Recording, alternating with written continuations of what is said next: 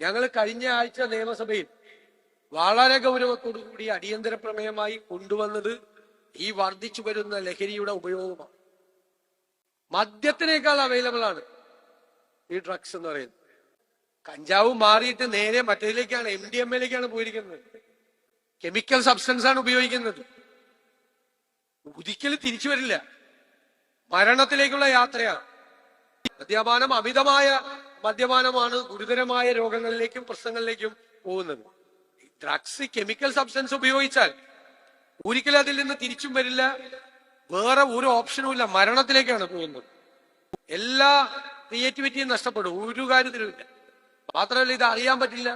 മദ്യപിച്ചു വന്നാൽ, അല്ലെങ്കിൽ ഒരു ബിയർ പോലും കഴിച്ചു വന്നാൽ പോലീസിന് പിടിക്കാം, അല്ലെങ്കിൽ വീട്ടിൽ വന്നാൽ മനസ്സിലാവും ഇത് വീട്ടിൽ വന്ന ഒരു തലവേദനയാണെന്ന് പറഞ്ഞ് പോവുകയാണ്.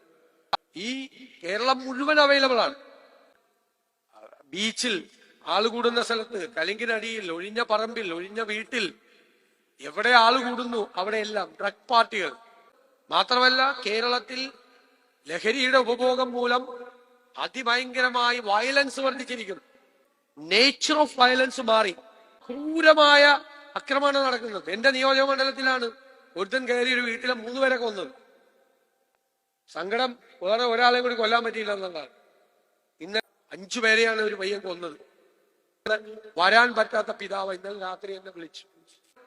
എന്താണ് എന്റെ മകന് പറ്റിയത് എന്നാണ് എന്നോട് ചോദിക്കുന്നത്. എന്റെ മകന് എന്തു പറ്റി? അവൻ അങ്ങനെ അല്ലായിരുന്നു, നല്ല പയ്യനായിരുന്നു എന്നാണ് പറയുന്നത്. അയാളുടെ കരച്ചിൽ കേട്ടാൽ നമ്മുടെ ചങ്ക് പറഞ്ഞു പോവും. ഉറങ്ങാൻ പറ്റിയില്ല രാത്രി, ഇയാളുടെ കരച്ചിൽ. ആലോചിച്ച് നോക്കിയാൽ നിങ്ങൾ, ഓരോ കുടുംബത്തിലും നടക്കുന്നതാണെന്ന്.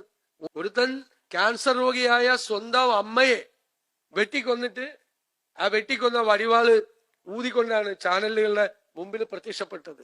കേരളത്തിൽ മുഴുവൻ വ്യാപകമായ വയലൻസ് കൂടുകയാണ്. പുറത്തു പറയാൻ കൊള്ളാത്ത കാര്യങ്ങളാണ് ഈ ലഹരിയുടെ പുറത്ത് കേരളത്തിൽ നടക്കുന്നത്.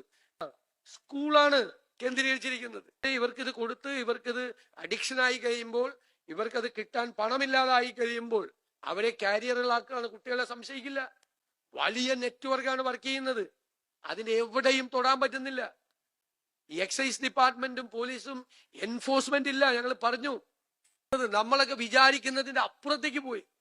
എന്ത് ചെയ്യാം? ഇതാണ് നടക്കുന്നത് സംസ്ഥാനത്ത്. അത് തടയാനുള്ള ഒരു വലിയൊരു മൂവ്മെന്റ് തുടങ്ങണ്ടേ?